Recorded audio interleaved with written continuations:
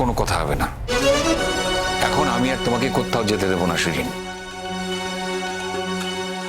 তোমার কোথাও যাওয়া হবে না, তোমাকে এই বাড়িতে থাকতে হবে। তুমি আমার পরিবারের বংশধরের মা, কাজেই তোমার কোথাও যাওয়া চলবে না। একটা চ্যাপ্টার চিরদিনের জন্য ক্লোজড হয়ে গেল।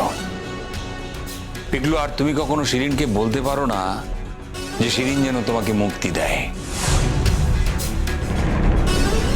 যে বন্ধনে বাধা পড়েছ সেটাকে মাথায় করে রাখো।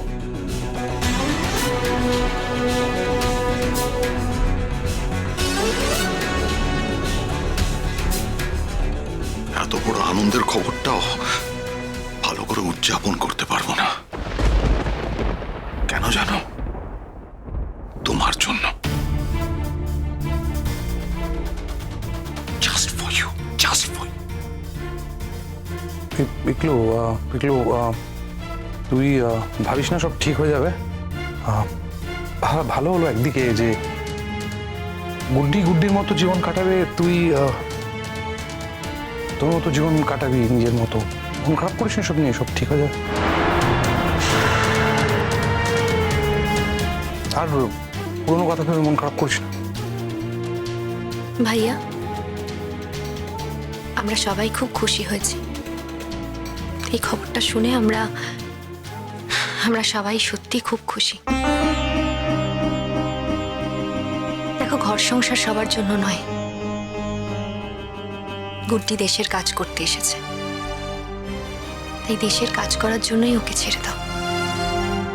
ও তো বরাবরই তাই চেয়েছিল। তুমিও দেশের জন্য কাজ করছো, আর তার সাথে সাথে আমি বলবো যে শিরিনকে নিয়ে আর যেই নতুন অতিথি তোমাদের জীবনে আসছে তাকে নিয়ে তোমরা খুশি থাকো। দেখো, এক জীবনে সবকিছু পাওয়া যায় না ভাইয়া। যেটাকে পেয়েছো সেটাকে আঁকড়ে ধরে বাঁচো। তোমাদের বাড়ির বউ হয়ে এসে আমি তো খুব সুখী। টুটুলকে স্বামী হিসেবে পেয়েও আমি সত্যি খুব খুশি। কিন্তু আমার কোল আলো করে আজ অব্দি কেউ আসেনি। আমি জানি শিরিন হয়তো তোমাকে নিয়ে সুখী নয়, কিন্তু শিরিনের কোল আলো করে যে আসছে সে আমাদের বাড়ির সবার খুব আদরের। আমরা সবাই তাকে মাথায় তুলে রাখবো ভাইয়া। প্লিজ, তুমি শিরিনকে কোথাও যেতে দিও না, কোথাও যেতে দিও না তুমি শিরিনকে। কত বড় দায়িত্বজ্ঞানহীন ছেলে তুমি। দেখো, একটা মেয়েকে বিয়ে করেছো, তারপর তার সন্তানের বাবা হতে যাচ্ছ, আর তারপরেও তাকে তুমি বলছো মুক্তি দাও, ডিভোর্স চাইছি তোমার কাছে। আমার মেয়ের জীবনটাকে তুমি শেষ করে দিলে অনুজ, শেষ করে দিলে। ওর জীবনটাকে করে 12টা বাজিয়ে ছাড়লে। ওকে এইভাবে বেঁধে ফেললে তুমি। হ্যাঁ, সমাজে তো মেয়েদেরই সবকিছু সহ্য করতে হয়। এখন তো ও চাইলেও তোমার থেকে সরে যেতে পারবে না। অনেকে আছে যারা একা একা সন্তান মানুষ করে, কিন্তু আমি আমার মেয়েকে এই যন্ত্রণার মধ্যে ফেলতে পারবো না। কেনই বা ফেলবো? তুমি থাকতে কেনই বা ফেলবো? তুমি গায়ে হাওয়া লাগিয়ে ঘুরে বেড়াবে, অন্য মেয়ের সঙ্গে প্রেম করে বেড়াবে, আর আমার মেয়েটা একা একা তোমারই বাচ্চা মানুষ করবে। এটা আমি হতে দেব না, কখনো না। আমাকে ক্ষমা করো শিরিন, আমি এতটা দায়িত্বজ্ঞানহীন নই। তোমাকে কোথাও যেতে হবে না। তুমি যখন বলছো, তুমি যখন আমার সন্তানের মা, আমি তোমাকে আর কোনোভাবে অসম্মান করতে পারবো না। ক্ষমা করো আমাকে। আমি চাইবো না যে আমার সন্তান কোনো ব্রোকেন ফ্যামিলিতে বড় হোক। কোথাও যেও না শিরিন, আমি বলছি তুমি কোথাও যেও না।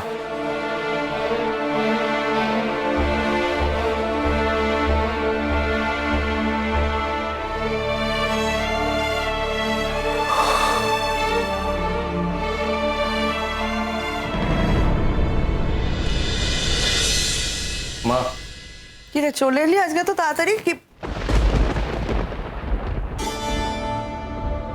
ওকে কেন নিয়ে এসছিস জিৎ? এই তো কালকে ওকে হোস্টেলে ছেড়ে আসলি, আবার আজকে নিয়ে আসার কি প্রয়োজন পড়লো? তোমাকে প্রণাম করতে এসেছি আন্টি। একদিনের জন্য হলেও তুমি তো আমাকে মেয়ের মতো ভালোবেসেছো, আর আমিও তোমাকে সারা জীবনের মতো নিজের মায়ের চোখে দেখেছি। আসলে আমার তো মা নেই, মায়ের মুখটা ঠিক করে কল্পনাও করতে পারি না। দিন দিন যেন আরো বেশি আবছা হয়ে যাচ্ছে। তুমি আমার কাছে আমার মায়ের মুখ হয়ে এসেছিলে আন্টি, তাই এরকম একটা শুভ দিনে তোমাকে প্রণাম না করে কি করে থাকি বলো তো? তুমি প্লিজ তোমার ছেলের সঙ্গে আমাকে জড়িও না। ধরে নাও না আমি শুধু তোমাকেই প্রণাম করতে এসেছি। প্রণাম হয়ে গেলে আমি একাই বাড়ি চলে যাব। কিসের প্রণাম আর কিসের ভালো খবর? আমি আইপিএস এ চান্স পেয়ে গেছি। বাহ, তাই নাকি?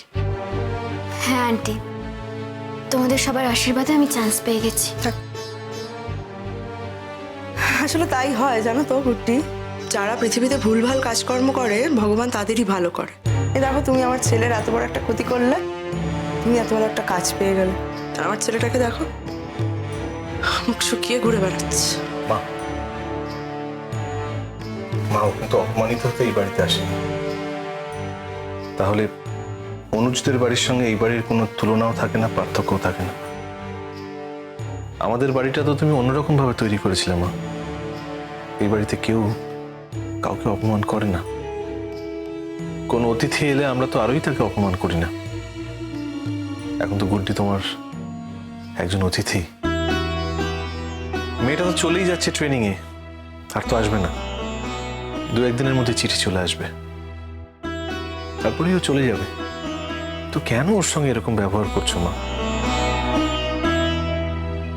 আমি আবারও বলছি তোমায়, যা হয়েছে তাতে ওর কোনো হাত নেই মা, ওর কোনো দোষ নেই। আমি বুঝতেই পারছি না জিৎ, তুই তুই এগুলো কি বলছিস? এত বড় একটা দুর্ঘটনা ঘটে যাওয়ার পরও মা, দুর্ঘটনা যে ঘটিয়েছে দায় তো তার জন্য তুমি গুড্ডিকে কেন দায়ী করছো? গুড্ডি তো আমার সবকিছু জানিয়েছিল মা। অনুজের সঙ্গে যে ওর বিয়ে হয়েছিল সে কথা তো গোপন করার নয়, আর ও আমার কাছে গোপনও করেনি। পুরনো স্বামীর প্রতি যদি কারো মনে কোনো টান থেকে থাকে তাহলে সেটা কি অন্যায়? এতদিন হয়ে গেছে আমার বাবা নেই, তা তোমার মনে কি আমার বাবার প্রতি একটুও টান নেই? নাকি তুমি সবকিছু ভুলে গিয়ে বাবাকে অস্বীকার করতে পেরেছো? তা তো করতে পারোনি। তাহলে কেন গুড্ডির বেলায় এটা দোষ হবে? আর গুড্ডি তো নিজে থেকে আমাকে বিয়ে করতে চায়নি মা, আমি ওকে বিয়ে করতে চেয়েছি, আর তাই ও রাজি হয়েছে। এখানে তো তুমি বলতেই পারো না যে গুড্ডি আমায় ঠকিয়েছে। মা, সবকিছুর একটা যুক্তি থাকে, কিন্তু তোমার নিজের জীবনে দাঁড়িয়ে কথাটা বলো তো, দেখবে মানেটা কিন্তু পাল্টে গেছে। জিৎ, আমার যখন অনেক অল্প বয়স তখন তোর বাবা আমাকে ছেড়ে চলে গেছে।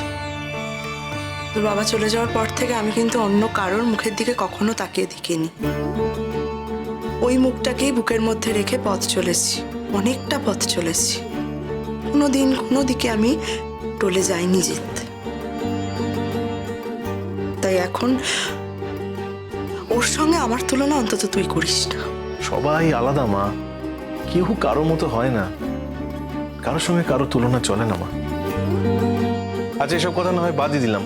গুড্ডি তোমায় প্রণাম করলো, তুমি একটু আশীর্বাদও করলে না? गुड्डी